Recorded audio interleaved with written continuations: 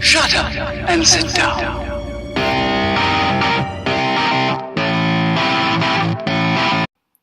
Hi guys, so today I'm going to talk about my experiences with eating disorders, that is plural. So I always had confidence issues, and I think that's how it stems with a lot of people. It's a control thing and a confidence thing. But when it really started coming to the forefront is when I was in grade 9. So I was at a new high school. It was a very cliquey high school. You were different and you stood out, you would be picked on. I didn't ever feel like I was quite part of the group. I had friends, but I always kind of stood out. It was, it was a private school, and some girls can be mean. I was also extremely shy, and that made it difficult. So I can't remember a starting point what triggered it, but I remember starting to indulge in behaviors that were eating disorder behaviors. First, I would restrict myself from eating all day. I would weigh myself every single day. It was at one point when I started, I was probably losing a pound a day, which is not, I'm 5 feet, it's not a healthy amount, and I was never heavy really to begin with. I am a naturally curvy girl though, and for somebody who was in a private school where skinny was the thing, it was hard to accept my body type. There were always these different things that I would do. One month I would try eating fruit for that entire month. And that month I noticed that I was getting extremely anemic, so my lips would go blue, I would be very cold. Then one month I would wait all day and just have dinner, so it looked normal to my family, but I would just have a salad. I was probably at my lowest around 90. To some people who are 5 feet, that might be normal. But to me, it all depends on your build. I'm naturally muscular build, so naturally I should probably be around 110. That amount on a 5-foot girl does make a difference. And I noticed when you are starving yourself, you have weird cravings. So the little things that I did eat would be very weird things together. Just things that didn't normally go together, or I would crave weird things, like your body is in starvation mode. All I thought about was food all the time. I would dwell on it. I would smell it. Sometimes I would chew things and spit it out, but you do still consume calories that way, but I didn't really know. I wasn't really educated. I was obsessed. You become obsessed. All you can think about is food. All you can think about is losing weight. And my family started to notice, so they took me to my family doctor. They told me that they just wanted me to get blood work to make sure that I was healthy. They didn't tell me that they knew, because otherwise I wouldn't have gone. My doctor sat me down and said, "You lost a significant amount of weight since the last time I saw you." And I kind of just tried to blow it off like it was nothing. He told my parents, "You need to nip it in the bud right away. The longer you wait, the worse it'll get." And this gave me extreme anxiety, because eating disorders are partially a control thing.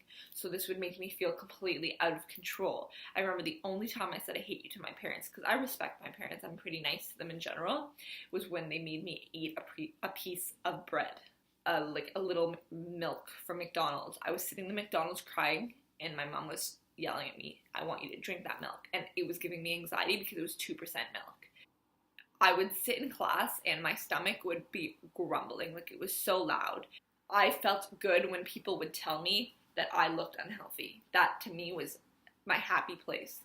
And I had a boyfriend at the time, and his mom noticed too, and she would even try to make me scarf down a steak. And to me, that was like terrible. So if I had to eat that steak, it would be like, okay, so just the rest of the week, I really want to eat. And I enjoyed if someone was concerned, but not doing anything about it. When they started trying to take action and do something, that gave me horrible anxiety, because I just, in my head, I'm like, why can't they leave me alone? I'm happy doing this way. I don't understand why people have to get involved. So even if you are trying to help someone who does have it, even if they act out in anger, like my dad was so upset when I said, "I hate you." Like, just work through it. They don't really hate you. I became friends with this girl who wasn't the best influence on me. She explained to me, and I had never really thought of this, that she was bulimic. So from the year that I moved from being anorexic, I transitioned to bulimia. In my opinion, it was worse. You're not as skinny as when you're anorexic. Most bulimic people are actually at a normal weight because you're not actually throwing up the whole amount. So you're eating a lot of calories in a short amount of time, and you're throwing them up. But most bulimic people don't really even understand that you're not throwing up all the calories. Some has already been digested, and that's it. But once again, it's kind of a control thing. So bulimia lasted with me for a long time, way longer. And even when I think I'd be okay for a while, it would come back.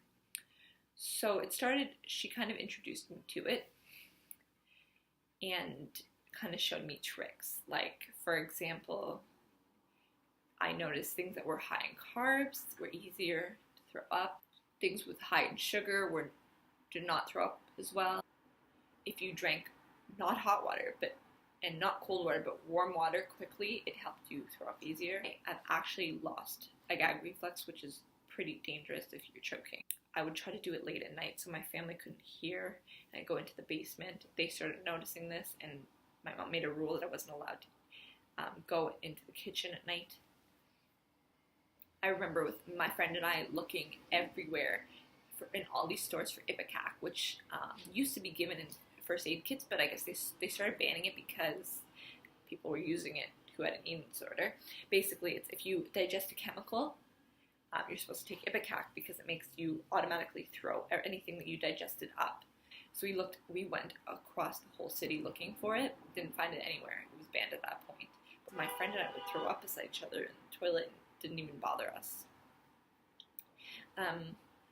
It got to the point that it was so bad that sometimes I would puke and there'd be blood in it. And I've only recently stopped completely. There's a trigger if I'm very stressed out to talk myself through it.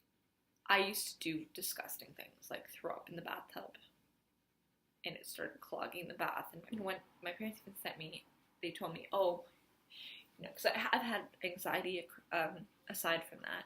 So they said they want to take you to a counselor to talk about your anxiety. And I got there and it said eating disorder clinic. So I went in anyways, but I was able to basically talk the counselor out of thinking that I actually had an issue. So we would just talk about other things. If I were in a restaurant and going to the bathroom, they would follow me in, or they would have someone else follow me in so it wasn't suspicious. And it was always something that was kind of like a secret between just myself and nobody else. It was something I always had to hide. My face was very puffy. I guess maybe it's because it's very acidic throwing up. Such low self-esteem that it was one of the only ways that I felt like I had some control. People didn't see that it was an issue as much, whereas I think my issue got worse. And it's constant checking. You're always seeing how much you weigh, always looking at yourself in the mirror, always trying to get reassurance from other people that you haven't gained weight. I found another way called exercise bulimia, and people don't necessarily see that as an issue, but it becomes when it becomes obsessive. So instead of throwing up, I would work out excessively. So if I didn't work out for a day for 2 or 3 hours, I would get extreme anxiety. I had to make sure that everything that I ate, that I was working out and losing it. The problem with that is when you're very fit looking, people are complimenting you. And it's not necessarily healthy. It's not healthy physically to do that to your body all the time, and it's not healthy mentally to need to do it and to always think, how am I going to be able to keep this up? I'm going to have a busy day tomorrow. I can't do it tomorrow because you look amazing. You're like, how am I going to be able to stay at this point? Because you can't keep working out 2-3 hours a day every day for the rest of your life. So sometimes the compliment gives you more anxiety. In my opinion, though, it will never go away. You will never, if you've had something like that with you, it'll always be a voice in the back of your head telling you that you are not good enough, that your worth is determined by your weight. You will notice every time you have a new role. At least for me, I feel the guilt sometimes of just eating a meal. I've gotten now to the point that I'm not, but it still becomes a thought in your head, excessive thoughts in your head, and excessive checking, the guilt feeling of I don't deserve to have eaten that much. I took in university a course about eating disorders, and it did help me a lot understanding that weight is primarily genetic, that you are meant to be a weight. Doing these like extreme diets, your body goes into starvation mode, and if you don't keep it up, you raise your natural weight. But it's hard. It's a struggle when you are constantly seeing Instagram and magazines and seeing these girls that are thin, and if you're not naturally that way, you have to learn to accept who you are and finding a healthy medium. That has been the hardest part for me. Not think about it at all, but not to overthink it. I think that's something I will always struggle with. So I hope somebody can relate to this and feels like they're not alone. And if they ever need to talk, they can message me because I've been through it and I understand. I know it's a terrible feeling. You could say just get over it, but it is a disease. You wouldn't say to somebody with cancer, just get over it. And it's the same thing with a mental illness. And an eating disorder is a mental illness. You can overcome it. Even if there are resonating thoughts, you can improve. Peace and love.